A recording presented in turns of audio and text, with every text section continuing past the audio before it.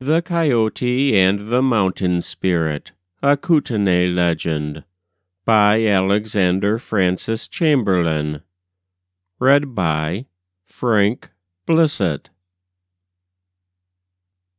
This legend of the Lower Kootenay Indians was obtained by the present writer from David MacLaughlin, whose wife is a Kootenay, in northern Idaho, on September 1, 1891.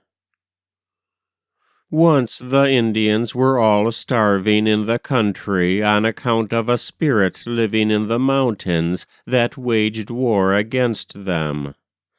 Any hunter who went up into the mountains was sure to be killed by a stone rolling, a tree falling, or a ravine closing in upon him.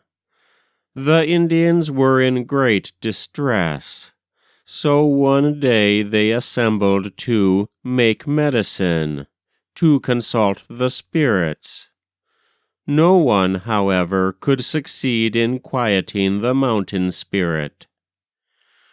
But one day there appeared on the river bank opposite the camp the Coyote, who called out for them to come and take him over in a canoe, which they did. The Coyote then asked them what was the meaning of the noise and lamentation that were going on. "Surely," said the chief, "a great spirit like you knows all that without being told." The Coyote, however, said he didn't know. Then the chief told him how the mountain spirit had tormented them, how many men and women had been killed trying to hunt, how the Indians, unable to get any deer, bear, or other animals, were dying of hunger. "Ha ha!" said the Coyote. "I'll consult the spirits and find out who is this bad spirit." So he told them to make a fire. The old woman and young men thereupon set out to gather wood to make a good fire.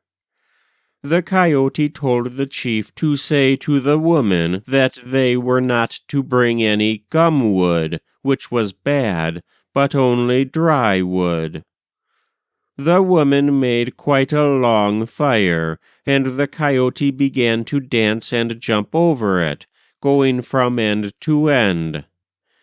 As he was jumping the third time, a young man who, out of mischief, had gathered a lot of gum wood and hidden it under his blanket, threw some into the fire just as the Coyote was about to jump.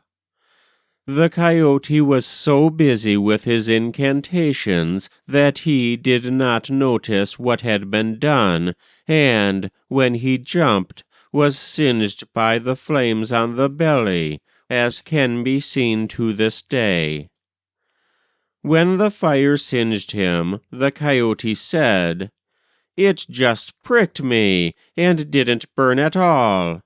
It's a good sign. The fire tells me we shall be successful." He then told them to bring a stick of wood about 3 feet long, which he had them lash crosswise on his back. After telling them to keep in their lodges and continue their dances and incantations, the Coyote set out. The mountain spirit saw him coming and shouted, "Oh, Coyote, what brings you here?" The Coyote went up a ravine, and, when he was about halfway, the mountain began to shake and tremble. "Oh," said the Coyote, "I'm not afraid of you." Then the ravine began gradually to close in, but the piece of wood that Coyote had on his back kept the sides from coming too close together, and the Coyote was not crushed to death as others had been. Finally, the mountain spirit said to the Coyote, "You are stronger than I am. Go back.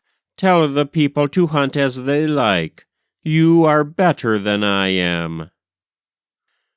But when the Coyote wished to return, he could not, for the stick was held fast by the sides of the canyon, and so lashed to him that he could not turn round to get free of it.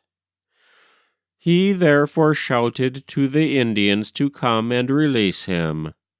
He had to call out a long time before any one heard him. But at last his cries were heard, and some of the braves ventured to take off the stick. The Coyote then returned to the camp, where he was well received. He was given a young squaw to wife, and from that day to this the Indians have hunted in peace.